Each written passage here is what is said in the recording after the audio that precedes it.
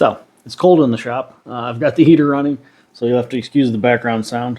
I just wanted to do a quick project here, so I hope it's going to be quick. So with doing more and more leather work, and with changing out my vise to the big Prentice, it doesn't actually have an anvil on the back of it. I do have my little railroad track anvil that's mounted to my stump, but I usually keep that underneath the bench. It's kind of a pain to drag it out every time I want to use it. And with losing the anvil on the vise, back in my old Colombian one, I've been finding the need for a bench anvil. So I remembered I had this hunk of scrap sitting around. I don't know what it was from. Found it out at my parents' barn. That was kind of fallen down, which I think it was used in the 70s at some point.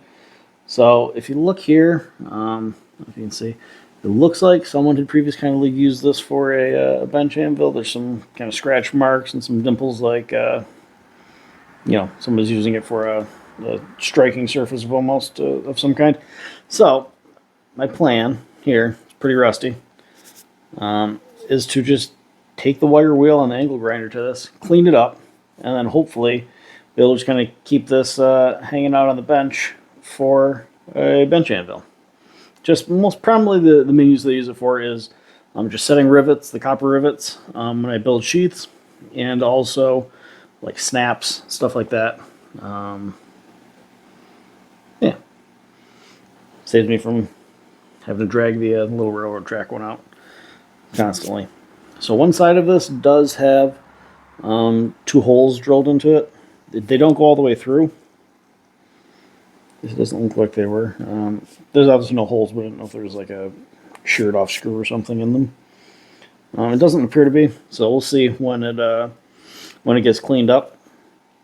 It's pretty rusty, but it is probably 1.25 inches thick, maybe 1.5 inches thick. So that's pretty neat. It's a substantial, just under 1.5 inches.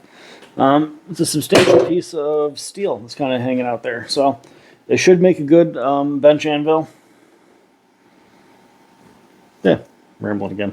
Just get to it. Start cleaning it up. So I just plan on throwing some safety glasses on. Nothing too crazy. Because my vise is actually big enough, I'm able to put this in it.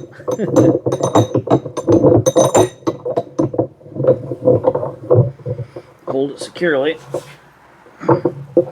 And then just hit it with the angle grinder.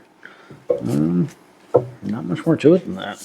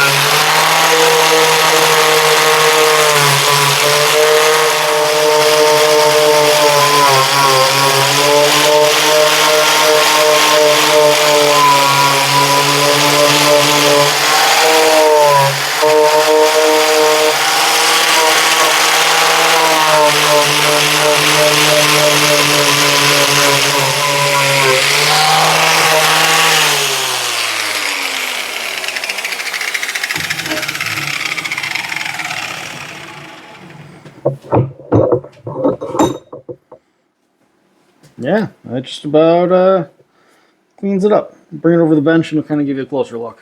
Alright, so here we have it. I think it's going to work out well. It's not too big. I feel like it's a good size. Okay. It's about 4 inches across, maybe just under.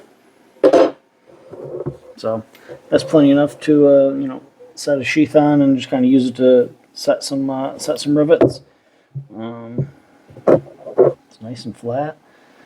It does, like I said, it does look like those holes were drilled and tapped, so I suppose I could always mount it to something too in the future if I ever wanted, but I don't really see the need. I think it'll work fine just like this.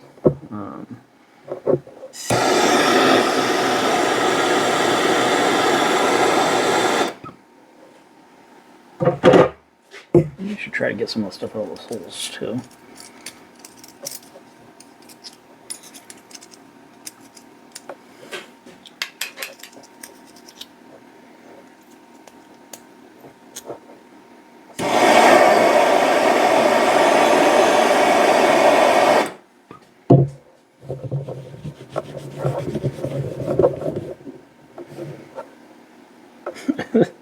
It's cold in here, very cold, and well, I don't know what very cold is. Probably about 35, between 35 and 40 degrees in the shop right now.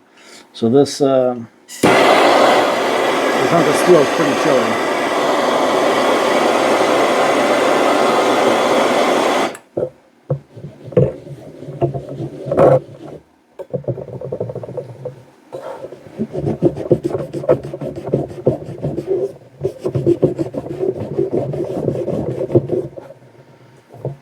I really don't want this to transfer to the whatever I'm working on. So.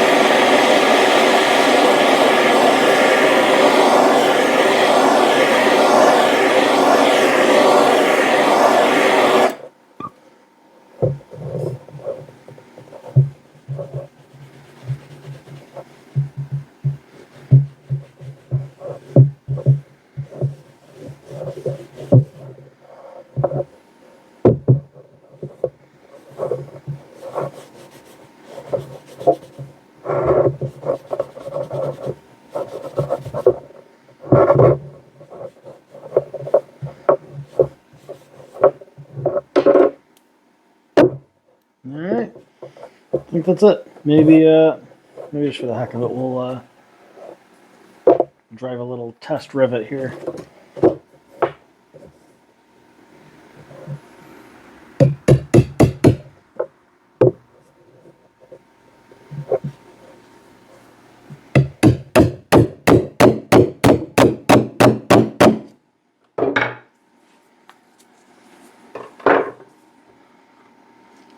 Grab my burr.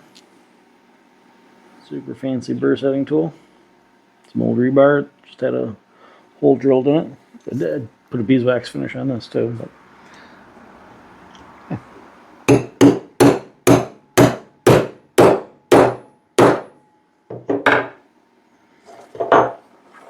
I like it. Seems to work well. My wife stole my good side cutters for a project. Gotta get those back, but we'll use these little guys for now. Oh.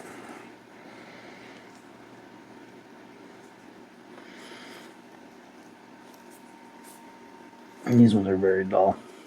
They're channel lock. They're just old, and they're old. They're just, we've seen some better days. My new channel lock ones cut very nice.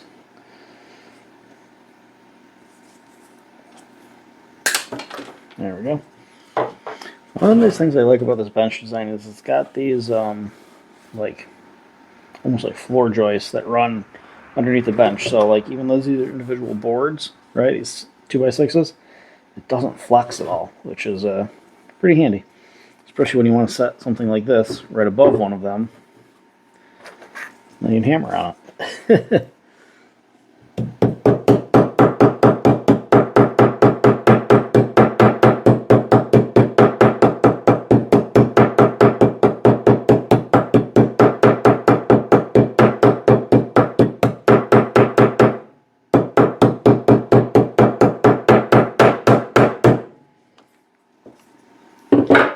I was being a little more careful. That'd look a little nicer, but for the sake of the demonstration, I think it worked well. Yeah, I like it. We'll call it a success. We'll start living on the bench now. My favorite ball peen hammer too. This is another flea market find. Still on the original handle that I got it from. Got it on. So it says Agway. And I've shown it in a few. True Temper. Number 116. The stamp for Star 44 on it, so yeah. Alright. There we go. Yeah, we'll call it a success. Thanks for watching, everyone.